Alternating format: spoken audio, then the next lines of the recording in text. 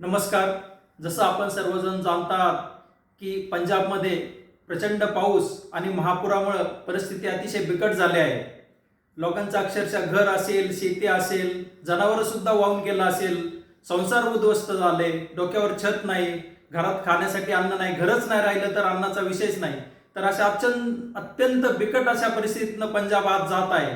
आणि एक भारतीय म्हणून आपणा सर्वांची जबाबदारी आहे की आपण काही ना काही मदत पंजाबला या अवघडीच्या काळामध्ये केले पाहिजे.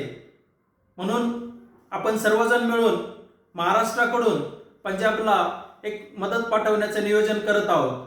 तर हे सर्व नियोजन नागपूरमधून होणार आहे आणि या संदर्भात माझी आपणा सर्वांना कळकळीची विनंती आहे की आपण सर्वांनी आपापल्या पद्धतीने कुणाला वाटेल थोडंसं रेशन देऊ, थोडंसं तेल देऊ, गहू देऊ, जे काही आपण आपल्या कॅपॅसिटीनुसार देऊ शकतो असं आपण सगळ्यांनी या ठिकाणी मदतीचं हात पुढे करावा अशी सगळ्यांना मी विनंती करतो.